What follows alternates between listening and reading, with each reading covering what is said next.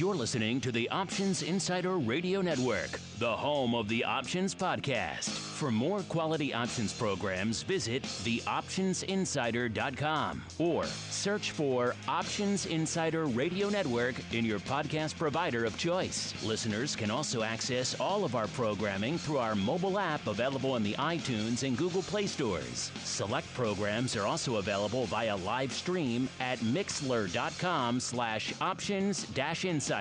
That's mixlr.com/options-insider. Don't forget to follow along with your favorite programs and submit your own questions for the hosts at twitter.com/options, stocktwits.com/options, facebook.com/theoptionsinsider, or via questions at theoptionsinsider.com. The Options Insider Radio Network is sponsored by Fidelity Investments. Fidelity's Option Trade Builder tool can help you confidently build an options trade in 3 simple steps. Just choose a strategy, select a contract, and then review the benefits and risks of the trade. Learn more about Option Trade Builder at fidelity.com/options. Options trading entails significant risk and is not appropriate for all investors. Certain complex option strategies carry additional risk. Before trading options, contact Fidelity Investments by calling 800-544-5115 to receive a copy of the characteristics and risks of standardized options. Fidelity Brokerage Services, LLC, member NYSE SIPC. Welcome to Volatility Views, the premier program for volatility traders. Each week, we'll take a deep dive into the world of volatility with in-depth analysis, trading activity reviews, strategy breakdowns, cutting-edge education, and much more. We'll also bring you exclusive conversations with the traders, researchers, and asset managers who are reshaping the volatility landscape. If it involves volatility, then you'll find it on Volatility Views. And now, it's time to take a deep dive into the world of volatility. It's time for Volatility Views.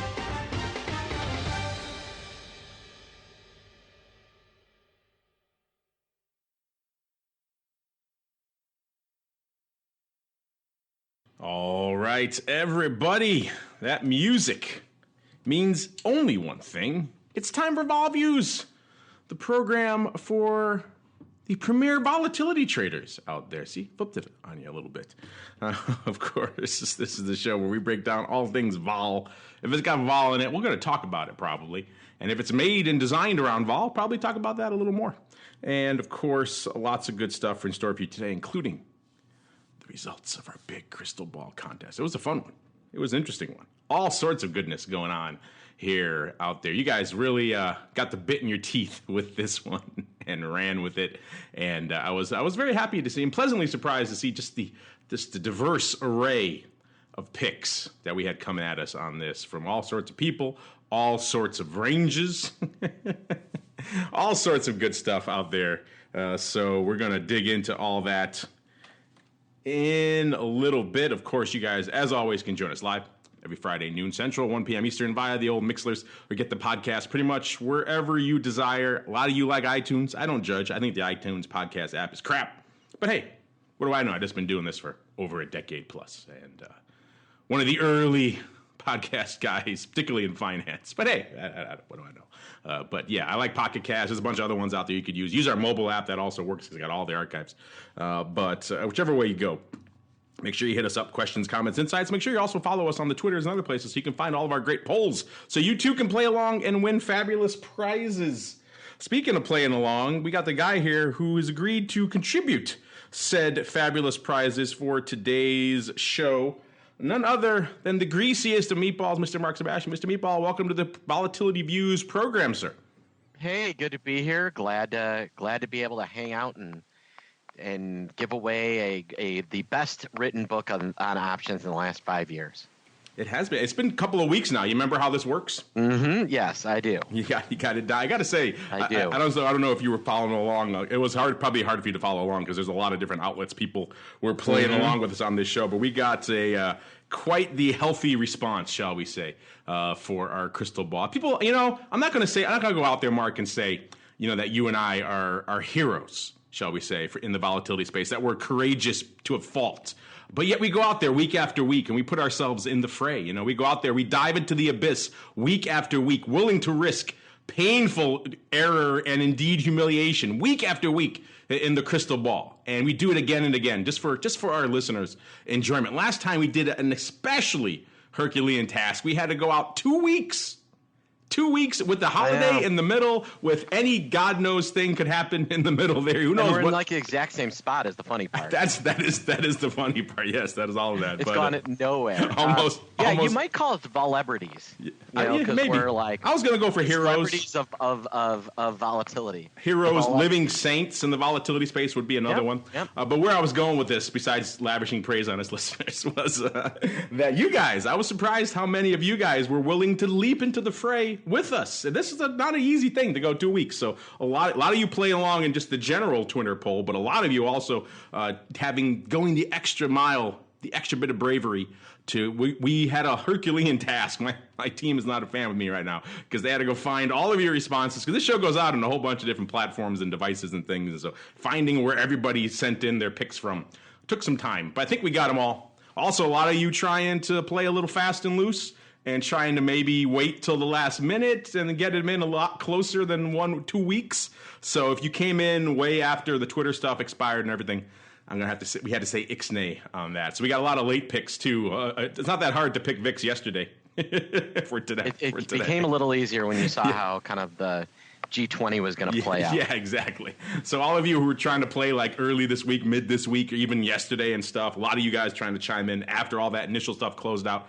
We appreciate your love, but we had to cut it off. So I think, Mr. Meatball, we've collated the most relevant, closest picks that also came in under the wire and have a shot at winning. And also we put in a smattering of friends of the show who decided to play along as well. So we'll get to all of that. We'll get to all of that towards the end of the show, listeners. I don't know, Mr. Meatball, you might have to give away a couple of books. Might be some contenders here. We'll have to see. But first, let's keep on rolling right on into the Volatility Review.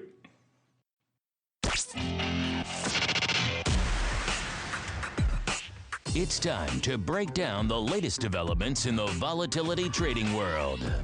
It's time for the Volatility Review.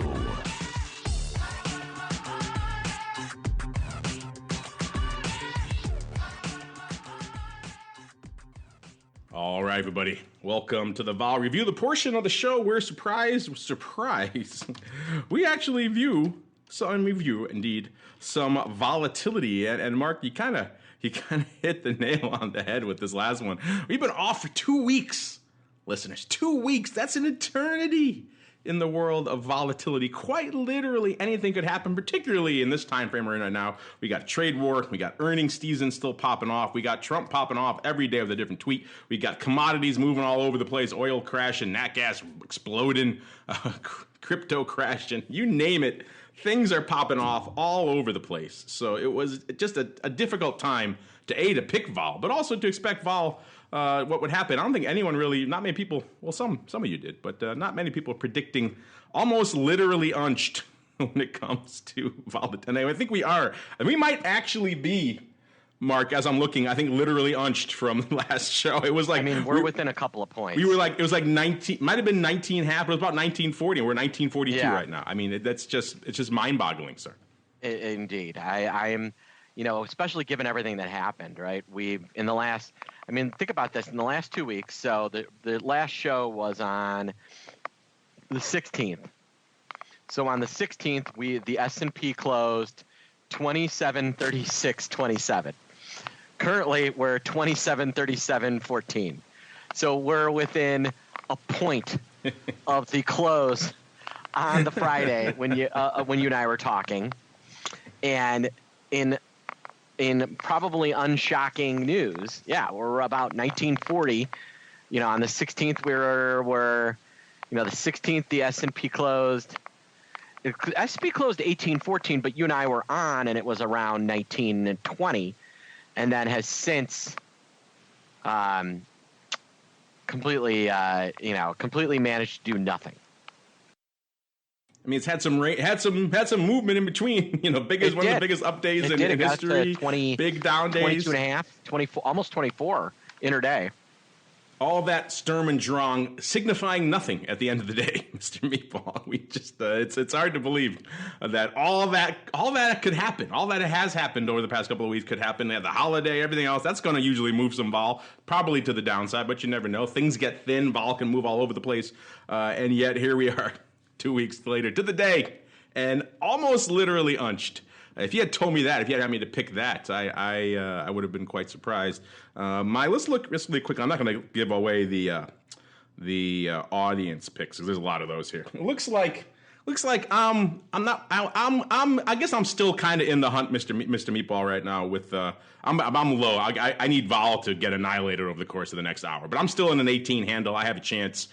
You're 15 and a quarter, so I'm going to go out on a limb and say maybe you're. I'm going to miss on that one. I was thinking Thanksgiving, but this G20 piece, a 15 and a quarter may be right for Monday, but it's not going to be right for today.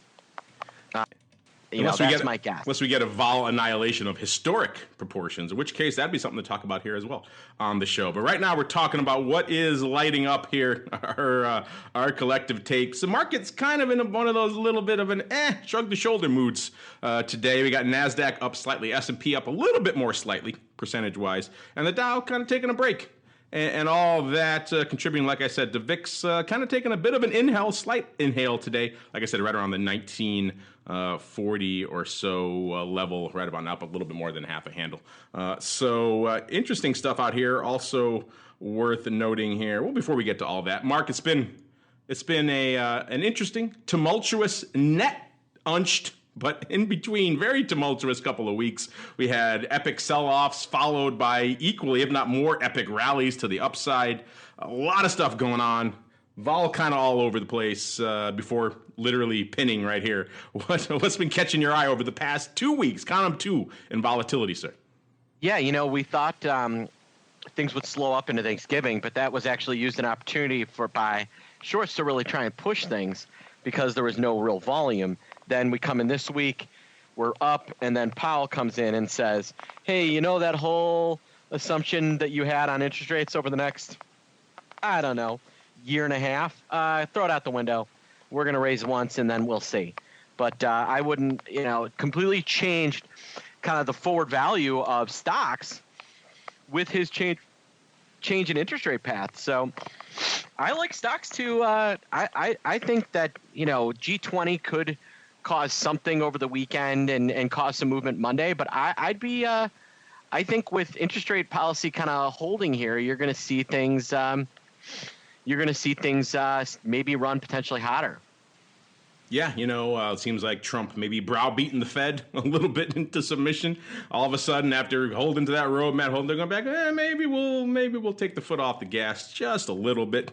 Kind of hard to argue with that approach. We're not seeing a lot of other major developed economies right now really slamming the brakes. A lot of them are trying to stoke the embers again. So I have us here, with all these market shocks that have resulted from what the Fed has been doing in terms of the velocity of their impact on the market, to now all of a sudden continue that may be a little perilous. So again, people take issue with the executive branch interfering with what the Fed does, supposed to be this this distant, removed body governed only by financial and fiscal policy. But we all know that's not the truth. When was the last time you saw a Fed chairman hike rates going into his reconfirmation for his next term? The answer is never. So these things don't exist in a vacuum, and the Fed doesn't exist in a vacuum either. They see the shocks, they see the tumult, they see the volatility, they see that the commander-in-chief not too happy with them, and so maybe all of that feeding in. So maybe going to pump the brakes a little bit, or at the very least not be as aggressive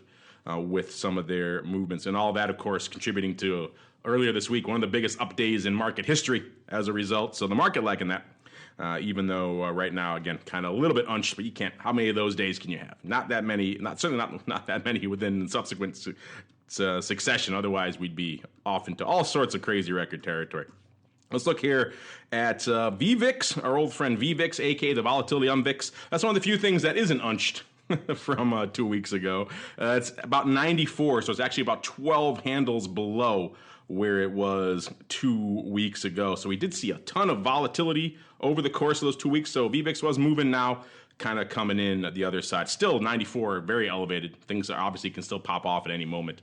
So it's not quiet by any means. It's not down into like, the mid 70s or so, which I would typically consider to be a little more normal for a VVIX, but it's also not north of 100 either. So a little bit lower there. Let's check in with our old friends, the VIX futures. We're seeing about a point of backwardation right now to the cash, to almost exactly a point actually, from the DEES future to the cash, about exactly a point there, and then it looks like about 0.75 or so from the Jan future, I should say from the cash premium to the Jan future. So a little bit backward out there right now in terms of the cash, but the futures themselves lining up fairly straightforward. Mr. Meatball, anything catching your eye this week, or I should say over the last 2 weeks, in terms of futures term structure? Anything getting wonky or crazy, mullets and Tulums and all that good stuff? I think there's a lot of interesting things. I think one of the important things to note is that while the VIX was kind of rallying and the market was selling off last week, the vol of VIX options was getting absolutely smoked. They dropped from like 110 down to 90, 93. So think about this, Mark. On the 16th, VVIX was 110, and by the bottom of the market on the 23rd, it had dropped to 99, and then the day before the Fed, it was down to 91.5. So the idea that VVIX was out front of this, and then you could see the VIX futures. So as kind of crazy as things look, there is a the market's is predicting a serious drop in volatility with VIX and VVIX and the VIX futures. Yeah, hope maybe not in time for your crystal ball pick to take it for this week, but who knows? In a couple of weeks, we shall see. We shall see. We'll get to all that, of course, in a little bit here on the show. Of course, VIX futures, kind of an interesting beast to watch. We also tend to like to watch on occasion, every now and then, the old VIX options. And it hasn't, obviously there were some tumultuous days in there, the big moves there lighting it up. But net, it's actually been, of course, we had the holiday as well. That's always going to squeeze some vol out of the options in terms of vol and volatility, and volume. And that's exactly what we saw, the latter in particular. The ADV down about nearly 30,000 from where we were 2 weeks ago in VIX options land, hovering right around 550,000 right there. And let's go, I don't know, Mr. Meatball likes to go from the bottom to the top. So we'll do that. We'll oblige him here as we run down our top 10 VIX positions, the big VIX holdings, the hot VIX strikes, call it what you will. Juicy VIX option, call them whatever you like. We're going to do a top 10 of them. Starting at the bottom, number 10 here, the DEES 17 puts. Puts still leading the dance out here. We'll get to all that in a little bit. DEES 17 puts coming in number 10, 135,000 open number there. Number 9, the DEES 17 calls. So do a little bit of risk reversal there if you're so inclined. 142,000 going on there, I should say a conversion reversal. 142,000 there. Number 8, the DEES 47 halves, the fairly optimistic DEES 47 halves. Still 157 of those bad boys open. Number 7, DEES 20s, far more reasonable comparatively. DEES 20s, 172,000 open there. Number 6, our second put on the list going up to this. DEES 16 puts, 175,000 of those bad boys open there. Number 5, the Feb 37 halves, 176,000 open there. Number 4, DEES 37 halves. Remember, there's been some interplay between those 2 months and strikes as of late. Nearly 200,000, just a tick or two below 200,000 contracts open over there. Number Trace, DEES 35s, again optimistic, 200,000 of those bad boys open. Number 2, our old friend, the 30 strike, rearing its ugly head again. I did not expect that to be as high as it is, but DEES 30s getting all the love here this week. 233,000 coming in at number 2. Number 1, Mr. Meatball, I know you don't look at the notes, so I'll trust your honor, sir. If you had a guess, just in your heart of hearts, what your spidey sense is telling you, what do you think was the biggest open position in VIX right now? What do you think people are out there trading? The biggest open position in VIX right now is I'm thinking is around the 20s or the 30s, and let's go out and say the December 30 calls.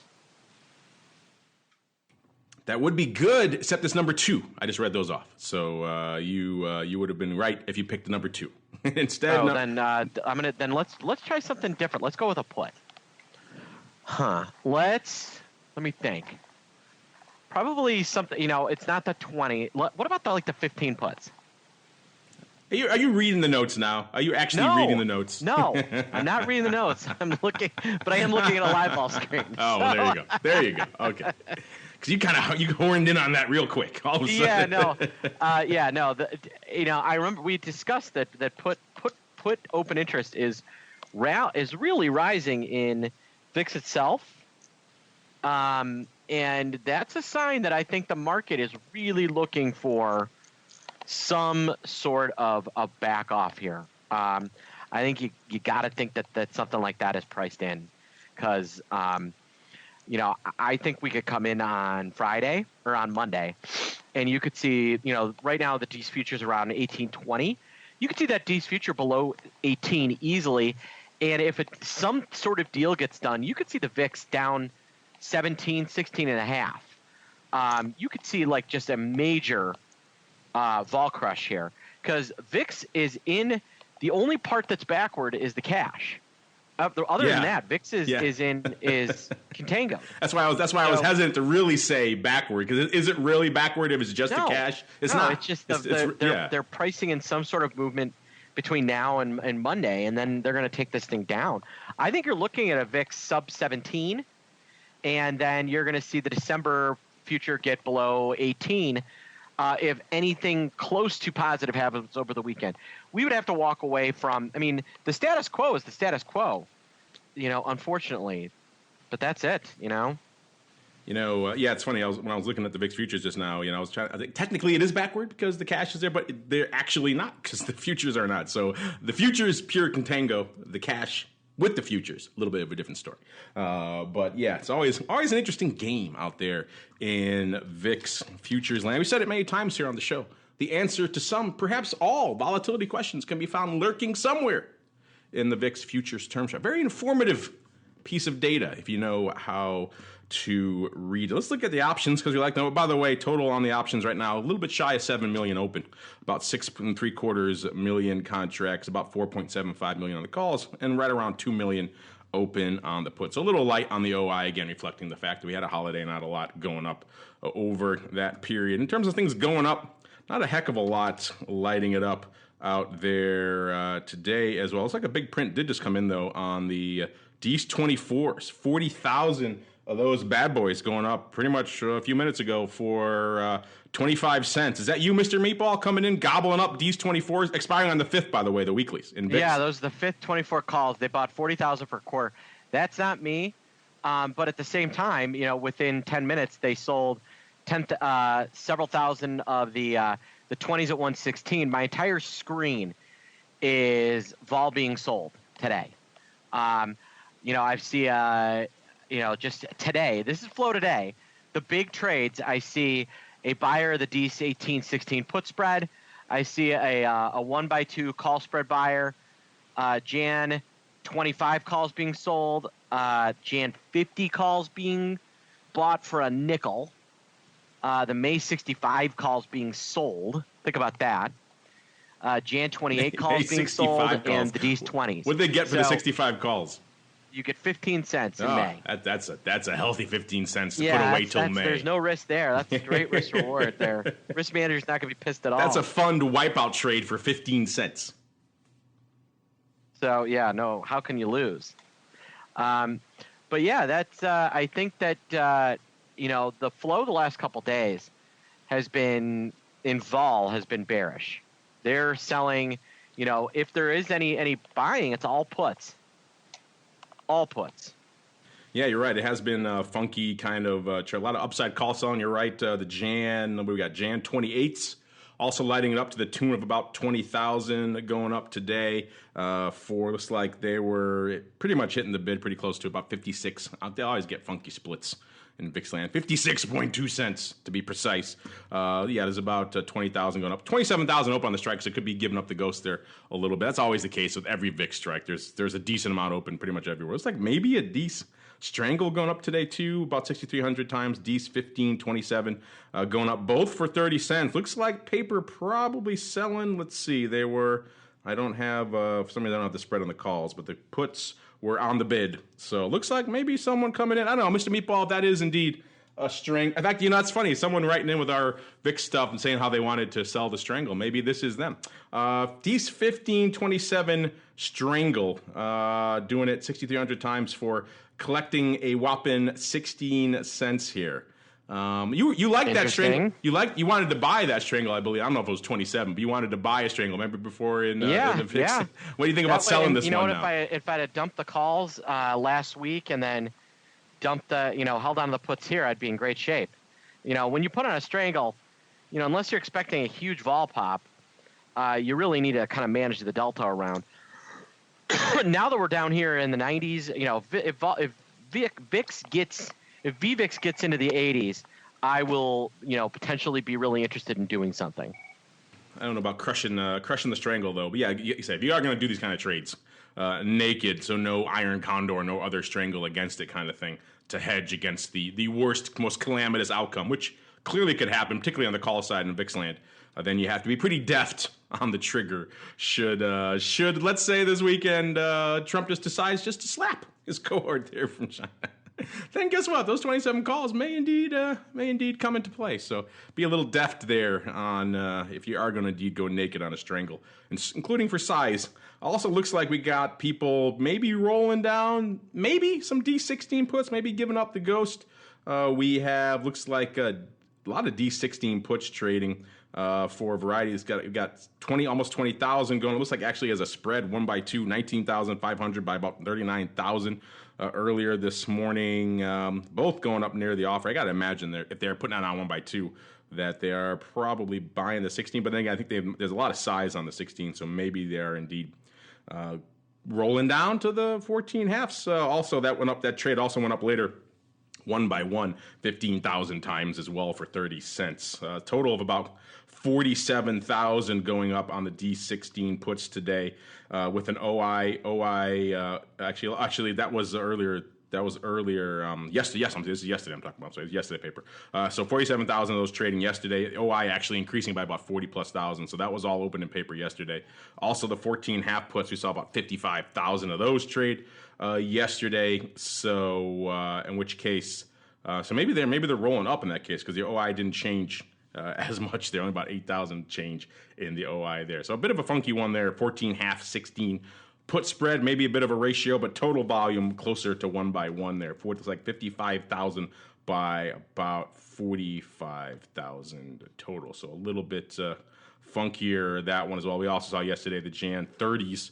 Looks like paper coming in, and selling a lot of call sales up here as well. About 24,000 of those bad boys again for pretty much, which is similar to what we're seeing today, for about 56 cents. That's their price over there.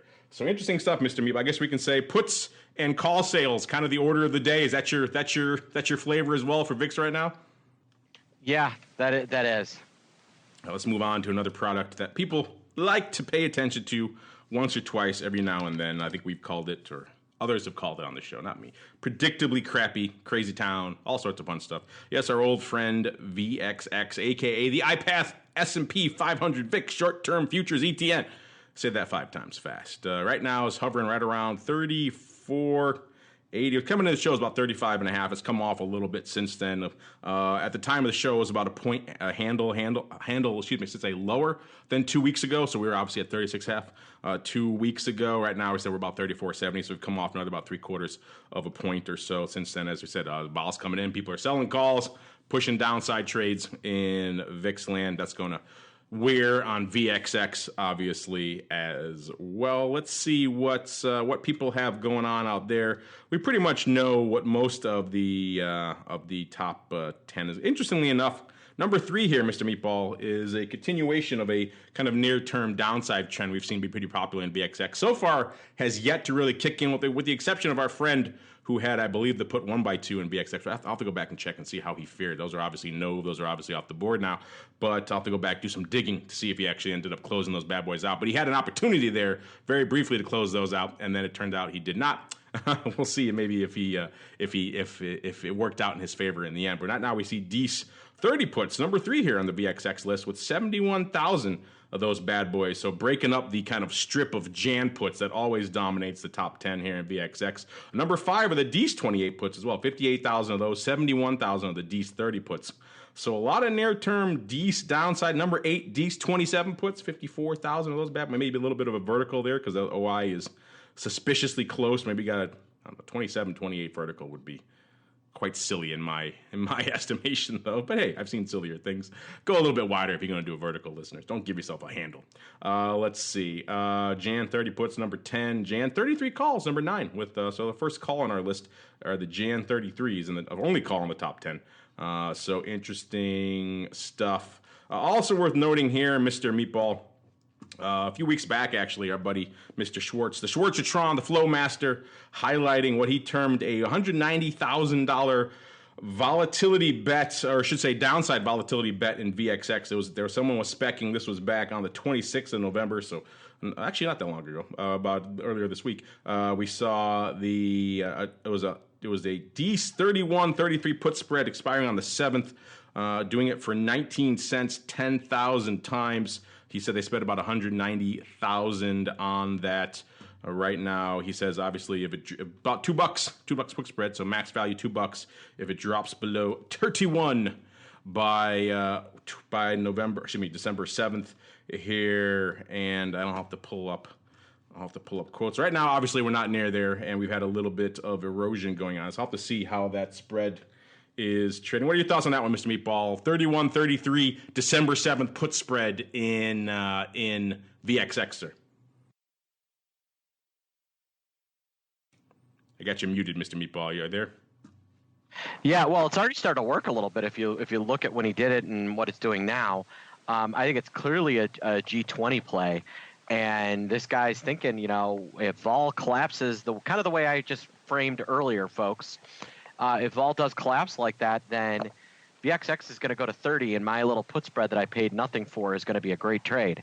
So I think a well-timed trade, and it's a decent bet on G20 amounting to little nothing.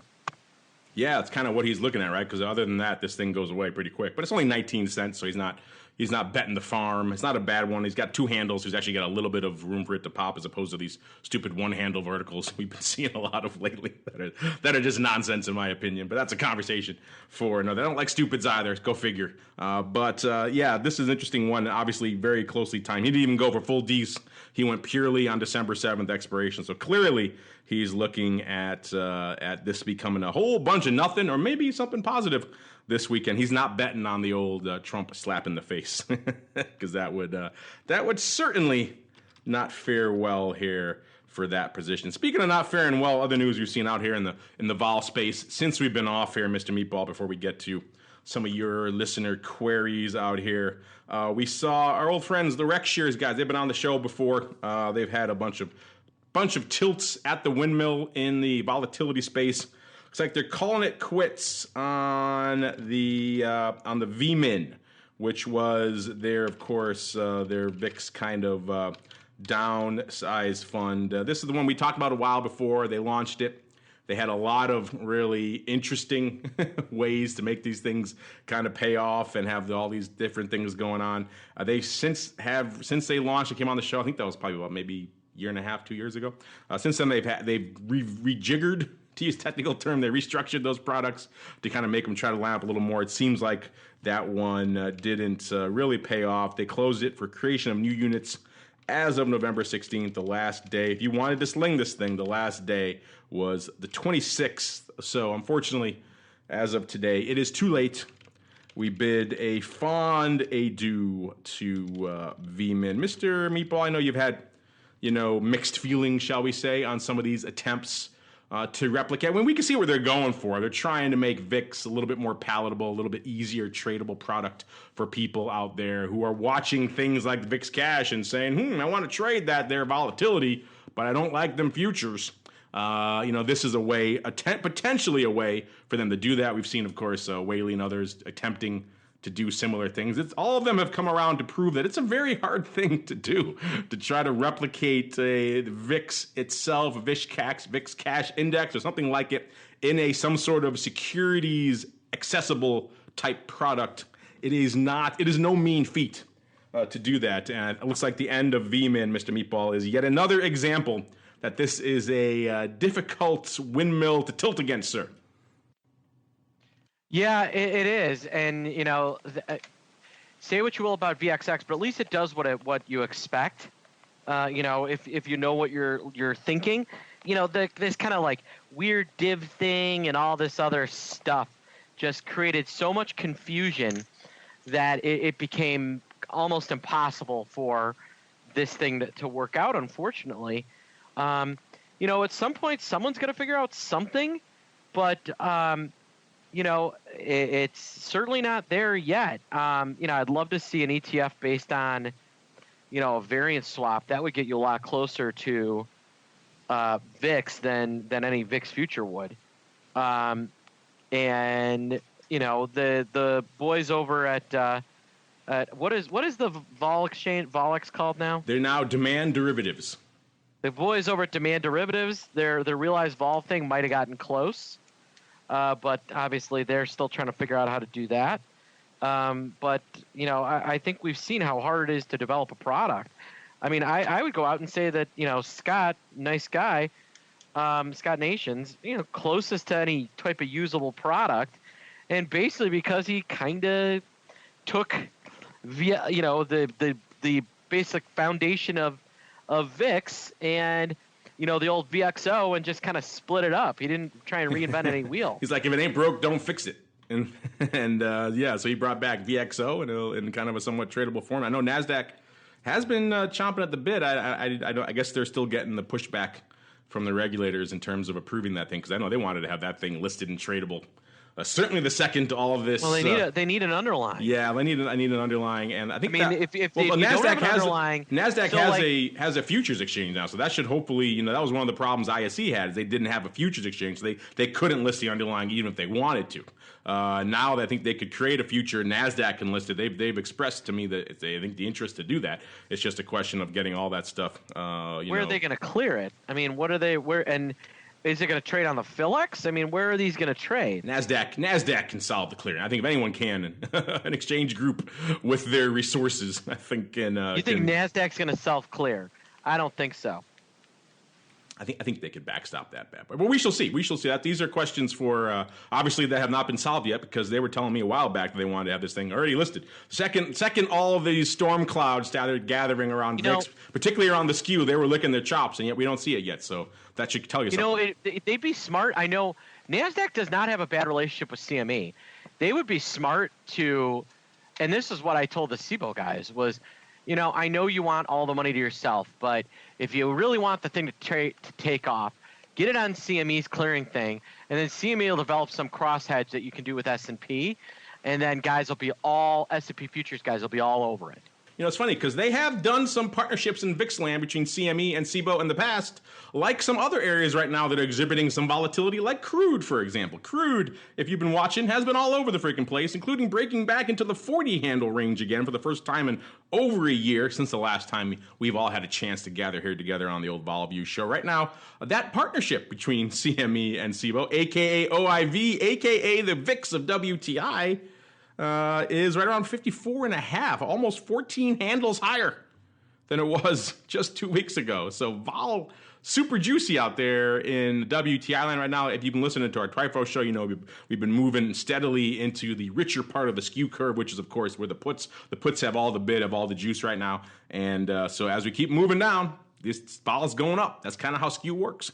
And that's what we're seeing out here in OIV land right now. Also, another partnership, well, actually, this is not with CME, but on terms of SIBO and the VIX land is GVZ, a.k.a. the Gold VIX. This is over there on the GLD ETF. And this one, or ETP really, and this one is 11.4, all a handle over, over a handle lower than it was 2 weeks ago. So gold vol coming in. Crude vol catching a bid. It's not catching a bid, Mr. Meatball, really quickly. We don't get a chance to talk about it a lot here on the show. But your old friend crypto, just Bitcoin, aka Bitcoin right now, because that leads the dance, just taking on the chin right now again, below off another 225 handles here on the CME Bitcoin future, which is the volume leader out here right now, and it's shy of the 4,000. It broke 4,000 ever so briefly, then rallied back up. Everyone's like, okay, we've tested the lows, now we're back up, and here we are again today, selling off yet again, and below about 39.5 right now. So, Mr. Meatball, I know you were a huge believer in Bitcoin, a huge buyer and holder of all things crypto. So far, sir, not looking so good. No, it is not. And, at some point, I think these will get bought, but I just don't see. I think, the use case for crypto has been, the original use case was that it's kind of a hedge against the U.S. dollar and all this. And, I don't know, maybe, but, the dollar's rallied really hard. That's been bad on crypto, but I think that it's, there were a lot of comparisons to Tulip Mania, and they may have been extremely right. We shall see. I was hoping to get, I've been talking to the guys from Acuna who do a lot of the OTC crypto derivatives market making for a lot of this stuff. If you want to trade crypto options, you call them. And they were going to come on the show today to talk about what they're seeing out there, and they're just too busy for them right now. We'll hopefully get them on soon so we can get a little bit more insight into what's going on. There is a Bitcoin options scene. It's primarily OTC, primarily institutional, but get some insight into that and what's going on out there from a vol perspective, what clients are looking for out there right now. I think it'll be kind of interesting, so stay tuned for that. Meanwhile, let's stay tuned for some of your queries and questions. It is time to open up the Volatility voicemail. It's time to share your thoughts and opinions with your fellow volatility traders. It's time to check the Volatility voicemail. Make your voice heard by dialing 779-669-4VOL. Posting a comment on the optionsinsider.com, sending an email to questions@theoptionsinsider.com, or posting your questions to twitter.com/options. or facebook.com/theoptionsinsider. All right, everybody, welcome to the old Vol voicemail. This is the portion of the show where you guys hit us up. We also like to hit you guys up. We have the big question coming up in a little bit. How'd you guys fare on the crystal ball? But before we get to that, we also have our regular question of the week this week, which you guys are just devouring. You guys love yourself some Apple. We were talking about all the vol out there in Apple. Mark was talking about VIX Apple earlier this week, I think on the option block, and how juicy that stuff is out there. VIX Apple, of course, the VIX of Apple. Yes, there are single name Apple VIXs, so Apple Volatility. Kind of juicy as you might imagine, even though it may be coming off a little bit. See, where is our old friend AAPL right now? Looks like, is it unched right now? Or maybe is this platform? Let me try a different one just to make sure. I'm getting my live quotes here. Everything seems to be running slow here, so I will check back in on that in a little bit. But we were asking you at the time of this poll, which was earlier this week, it's kind of kicked off. Apple had just crushed 175 to the downside, kind of hovering in that 175 level. And so we asked you guys, interesting times right now. Big sell-off in Apple creates opportunities. We know you love to trade Apple. What, if you gave you 4 choices for trades, which one would you prefer to do? This is Jan expiration we're talking about here. We said, looking ahead to Jan expiration with Apple now below 175, which of these trades would you prefer to make? Sell the Jan 150 put for 165, buy that put for 165, or would you sell or buy the Jan 200 call, which was trade? These are real prices at the time, trading right around $1 for that bad boy. A lot of people coming in say they want to sell the strangle. Pete Yarbro wants to sell it. Other people say, Olive Trader say he doesn't want to do any of those trades. I get you. You don't want to trade Apple, but a lot of you guys are chiming in on what you're thinking. I have the numbers here live in front of you, Mr. Meatball. If you had to guess what our rowdy crew out there is preferring to do in Apple with a Jan expiration, what do you think it is? Buy call. By the Jan 200 call. Interesting. It's close. Number 2 with that one. 40% though want to sell that put for $1.65, sir. Premium harvested. That makes that. I mean, $1.65 doesn't seem worth it to me. That's below your threshold, eh? The stock's running around, has been moving more than that on a daily basis. I'd want to get, either really step up and sell the juice, or come up with some sort of spread. I would not be a put seller of Apple.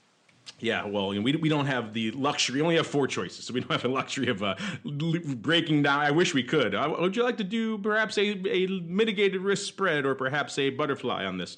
We kind of do. We kind of go straight to the marrow on these things because here's now my screen's working better. Now Apple 178 right now, off a handle and a half, so still vacillating around that 175 strike right now here. And right now, like I said, our audience preferring to sell that put. 40% of you, 27% saying buy in the call. A bunch of you saying you want to do the risk reversal and stuff writing in. That wasn't one of the choices, but yes, we appreciate the sentiment. 21% said you'd buy the put for $1.65. That's a higher percentage than I thought.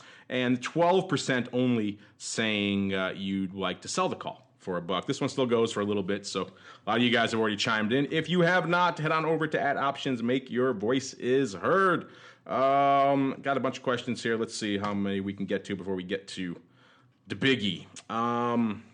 Let's go to this one. ELC. He's kind of asking on a theme we've touched on before. In fact, I believe when Mr. Rhodes was on the show, this was going to be one of his research projects over there at SIBO. He left SIBO before I think he could get it done.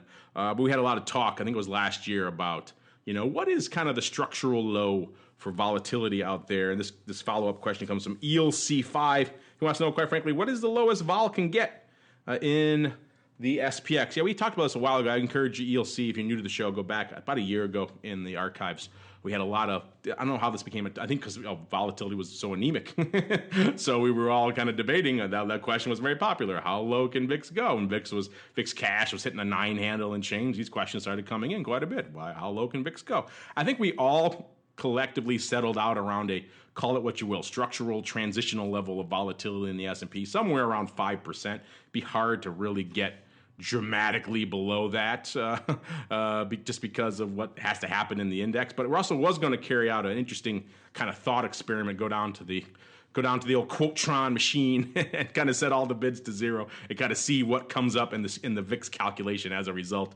I don't think he ever got a chance to carry that out. Maybe he did, and he told you about it, Mr. Meatball. But is that still where you're landing, somewhere around 5%? Kind of structural vol, sir, in the S&P? And also, I don't know if you ever finished that experiment, but if he did, and if you have any results, feel free to share them, sir.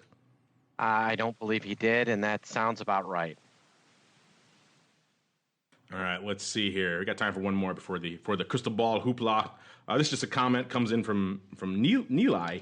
He says, I like Mark's idea for an erosionator in VXX. It would be something interesting to watch, kind of like a smog report or a tide report for VXX. Yeah, that was the thought anyway. We were joking about that on the show, I think about a month ago or so, about how we always talk about the erosion and what's going on. Maybe if we had some sort of live indicator on the options inside, it'd be kind of fun. Here, how much you can expect for erosion. Again, this is never a constant. Things going on. It's a tradable product, but all things being consistent and equal, you can say here's how much it should expect to erode given the current snapshot of the VIX futures term structure and everything else. You guys have something like that, right? Don't you, Mr. Meatball? Yeah, we do. We've got we have a VXX erosion calculator for our option pick clients that many of them use. So on a given day, we have an exact feel for how much VXX should theoretically give away or gain on a daily basis.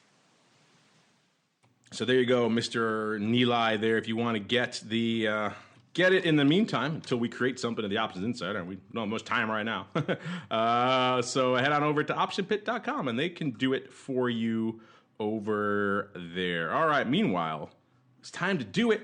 The moment you've all been waiting for. It's time to reveal the winners, or winner, or maybe none. I don't know what to see, of the big VIX Crystal Ball contest.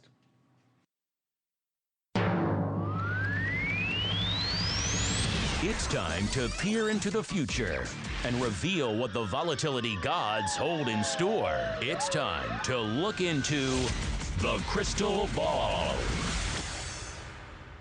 All right, everybody, welcome to the crystal ball. This is indeed the portion of the program where usually Mr. Meatball and I, sometimes the Rock Lobster, attempt to divine what the volatility gods hold in store for the coming week. Last time we said 2 weeks ago, we had a Herculean challenge, and we opened it up to all of you to play along as well. And of course, the challenge is to get it for right now, for the end of the show here, right around 1 p.m. Central. here. And a lot of you did just that. Let's look at the actual results of the poll first. Let's see. About 36% of you choose. We also had a large broad poll you guys could play along with as well. A lot of you did that as well. 36% of you saying it was going to be in the 16 to 18, about 18.5 range, which is about where I was. I was 18.15, so I always said you were a very wise audience. Looks like so far that's close, but not going to quite make it here. Let's see. 25%, 18.5 to about 21, so getting a little bit more upside, which looks like where we're going to settle out. 22% saying 21 to 23.5, and 17% saying over 23.5.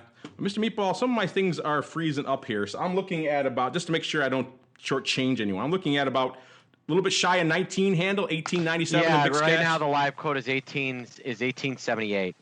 Oh, so even okay. And I believe we had an entry at 1880. So let's go through some of those because, like I said, I was 18.15. Mr. Meatball was 15 and a quarter. So I guess for the show hosts, I'll take that victory because I was closest. I was still within a handle, so that's within our reasonable margin of error. Beyond that, nobody wins. But I'll take a roughly 0.85, or Mr. Meatball's quote is correct, then 0.65 or so. Not bad there as well. But a lot of you guys played, listeners, friends of the show, all of the above.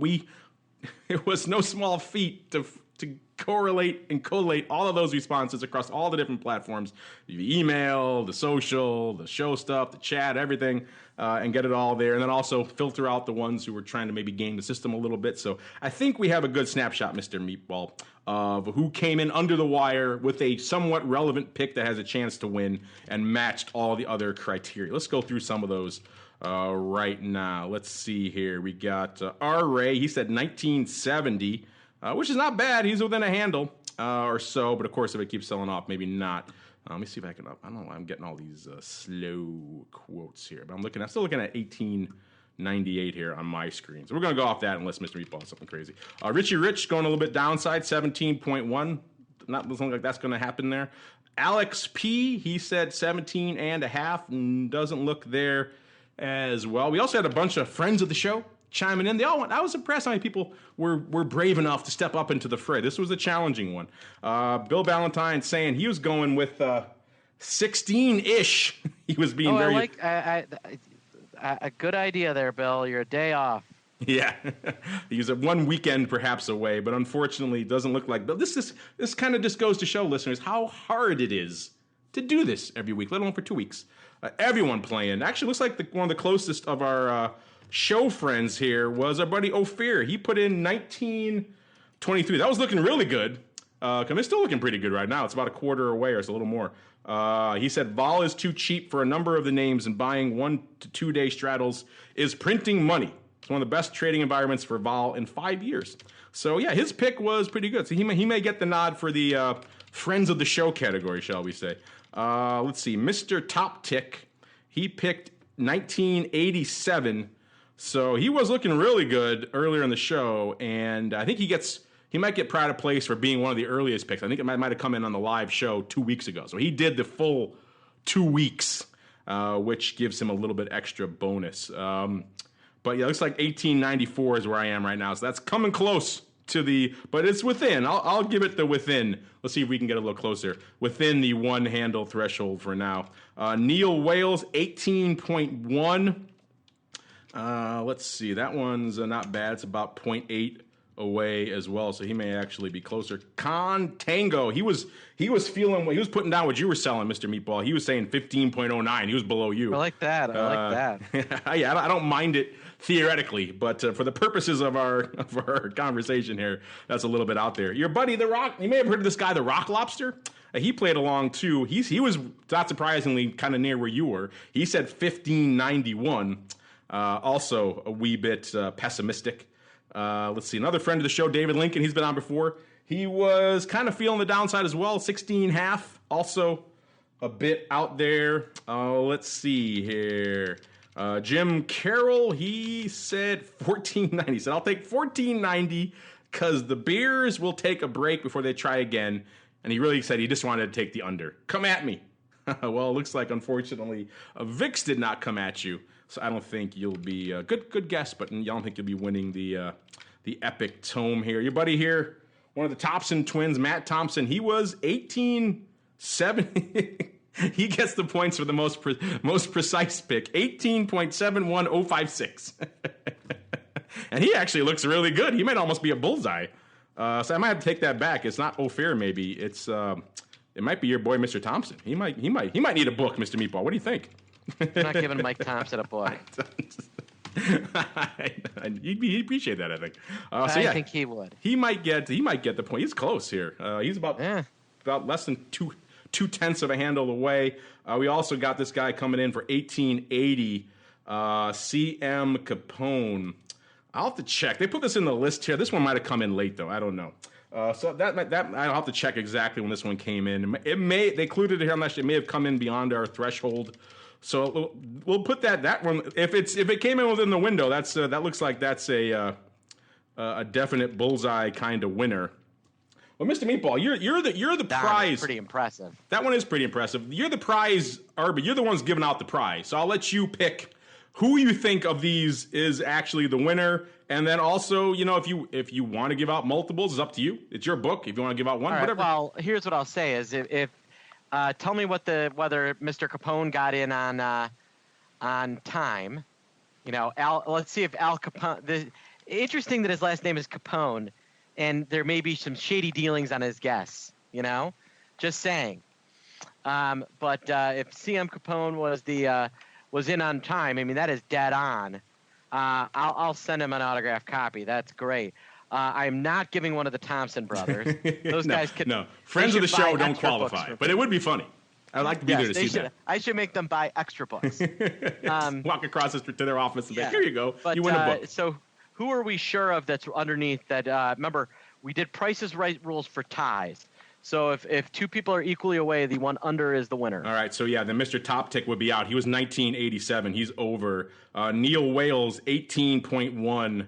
Looks like it's the we had R. Ray was 1970. He's also over though. So that's over. That's 19. That's 9/10.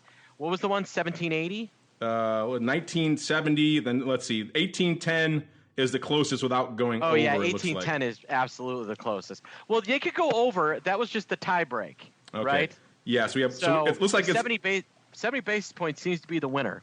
Yeah, 1970 did not win. 1970. Let's see. So that right now, if we just want to just print it like 18.85, want to be that the level? Let's print it 1880. That's what it is right now. Okay, 1880. That's fine. 1880. So you got a 0.9 away for but he's over for Mr. R. Ray. We've got, what do we got? We got almost a handle here. So Mr. Top Tick is going to be out because he's above him. And the Wales is 0.7 away. So that's the winner. Looks like he's the winner. The other guy would be exactly right. But I think that would be impressive. That is I may send him a book anyway. He might merit it. I'll have to check. I think it came in earlier this week, though. Let me see if I can pull it up. All right. Let's see. Well, we'll figure that out. So, tell you what, both of you guys shoot me an email or tweet at me at Option Pit, and I'll hook both of these guys up with a book. How about that? That's very, very charitable, very generous. And I want to thank all of you guys for playing. This was no mean feat. Maybe it gave you a little bit of a better sense of what we deal with week in, week out here. We got to do it again, by the way, Mr. Meatballs. Let's look ahead here. Since you're giving out the book, I will. Even though I won, I will be nice this week and let you pick first for next week. Let me just get the poll here set up so that this is a little bit easier. Only 1 week, so comparatively easy. I got a feeling you're going to be somewhere around where you were last time because you got the whole G7 going on. But what are you feeling for next week, sir? I'm gonna go 1635. So I don't like letting you go first because I was feeling shy of my pick last time as well. So taking up all my downside. So I'm going to go I'm going to say lower than where we are now, but maybe not quite, and certainly no 15 handle. Let's say, I was thinking somewhere in the 16s, but that would be no fun. So let's instead go a little bit north. Let's say 17. I'll be charitable. I'll give you some distance. I'm going to say 17.15. So there we go. Got a nice little range there, about 0.8 or so on that. If you guys want to play along, by the way, feel free. I don't know if we have any more prizes on the line, but you get the pride of ownership, the pride of victory. Congratulations to all of you who were very close. It was a tight contest. for all of you out there who joined us and played along in the old crystal ball. All right, unfortunately, that song means we've come to the end of yet another epic, crazy, fun listener participation episode here of Volatility Views. Everybody who wrote in, listeners, friends of the show, everybody who played along, who risked the humiliation of being wrong just for the chance to be right. We appreciate all of you. And you too get to be Vol heroes this week. How about that? Not just Meatball and myself. All of you out there, Vol heroes. Even if you were wildly off, like the Meatball was this week. All right. My pick wasn't too bad. All right, let's go back around the horn, Mr. Meatball. You're talking about how you have your VXX erosionator, other good stuff. What can people expect when they head on over to the option pit these days, sir? Yeah, you know, if you're local to the Chicago area on Wednesday from 4:30 to 6, myself and Andrew the Lob Lobster. I like that. I meant to change it. The Lob Rockster. The Rock Lobster. And I are going to be presenting on using volatility and live vol and some of our cool integrated spreadsheets to trade and try and capture edge in the marketplace. I put an email out to register. There's also a link on the blog, or simply email me marketoptionpit.com and I'll get you registered. That's this Wednesday, December 5th, from 4:30 to 6. If you're a vol trader, which if you're listening to the show, you are, you're going to want to be there from 6 to 7. Then cocktail hour, and I think Mr. Longo said he's going to try and sneak over to have cocktails with us as is. Yeah, I mean, listeners, if you're going to be around, take advantage of it. The Rock Lobster does not come out of his hidey hole very often. So to get a chance to meet him in person and chat some vol with him is indeed a rare thing. So head on over there to the SIBO. You got to get on the list, though. SIBO doesn't play around when it comes to security. No, they don't. They may boot me out the door as soon as I show up. We'll see. But we'll try it out there. This Wednesday. Check it out, optionpit.com to learn more. By the way, Mr. Meatball, I have confirmation that pick from CM Capone came in on November 23rd, so a week ago, last Friday. Was it good? That's not bad. It's beyond when our Twitter poll expired, but it's still fairly impressive to pick it a week out. We do it every week. It's hard. Yeah. So I'll give him points for that. I think that's worth doing. A little bit late, but I thought it was like a couple days ago. Yeah, we'll send them both. Tell you what, we'll send them both books. I'll give him a week. He played fast and loose, but his name is Capone. What do you expect? Yeah, exactly. So there you go. Sam Capone, and who was the other guy who said Neil Wales, right? Those are the two. Yeah, so, Neil and Mr. Capone, please reach out to me so that I can get your info and send you a book. There we go, listeners. Thanks for everybody who played. It was really fun. You can keep playing this week. Maybe we'll put out another poll for you guys to do just that as well. Always fun to have you guys see what goes into all the vol prognostication that we do. Otherwise, we'll see you again next week, post G7 and all that fun stuff for a little bit more Volatility Views.